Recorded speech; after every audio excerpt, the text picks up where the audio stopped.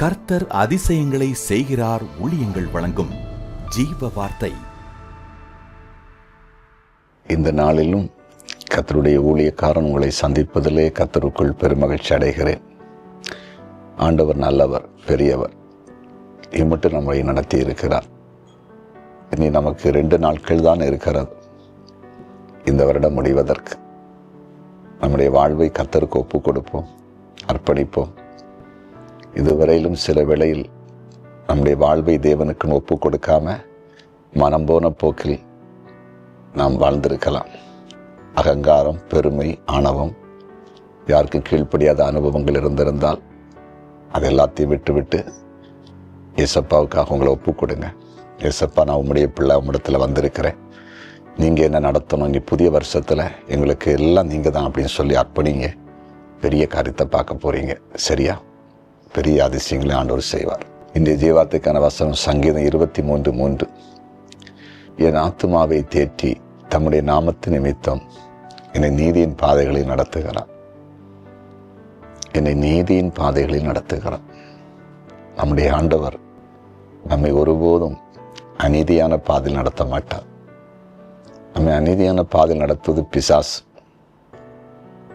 அதன் முடிவு பரிதாபம்.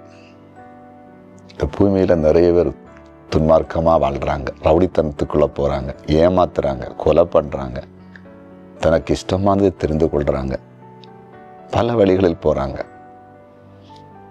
பெற்றோர்களுக்கு விரோதமான காரியங்களை செய்கிறாங்க, பெற்றோர்களை கண்ணீர் வடிக்க வைக்கிறாங்க, கீழ்ப்படுகிறதில்லை. அதெல்லாம் யார் நடத்துறது? தேவனா? இல்லவே இல்லை. இதுக்கு பின்னால் ஒரு சக்தி இருக்குது, பிசாசு. அநீதியான பாதையில் நம்ம போயிட்டு இருக்கோன்னா நம்மளை லீட் பண்ணுறது சாத்தான். ஆனால் நம்முடைய தேவன் நம்மை நீதியின் பாதையில் நடத்துவார். அழகான சத்தியம்.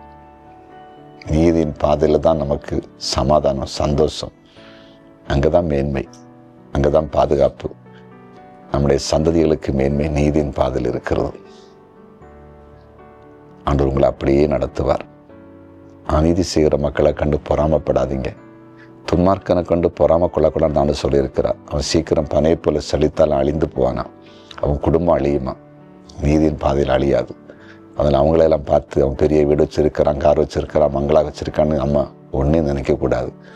நீதியாக வாழ்வோம். நீதியின் பாதையை சொப்ப நடத்தி பெரிய மேன்மைகளை நமக்கு நிச்சயமாக தருவார். சொந்து போகாதீங்க. ஜெபிப்போமா? ஜெபிக்கலாம். எங்கள் அன்பு ஆண்டவரே, உம்முடைய பிரசன்னத்துக்காக நன்றி. நீர் நல்லவராக இருக்கிறீர், அதற்காய் ஸ்தோத்திரம். நீர் வல்லவராக இருக்கிறீர், அதற்காய் ஸ்தோத்திரம். உம்முடைய கிருபை வெளிப்படட்டும், அதிசயங்களை செய்யும். உம்முடைய பிள்ளைகளை நீதியின் பாதையில் நடத்துங்க. அநீதியின் பாதையில் இதுவரையிலும் சாத்தா நடத்தி கொண்டிருந்திருப்பானால் அதை அழித்து ஜெபிக்கிறேன். அந்த கட்டுகளை உடைக்கிறேன்.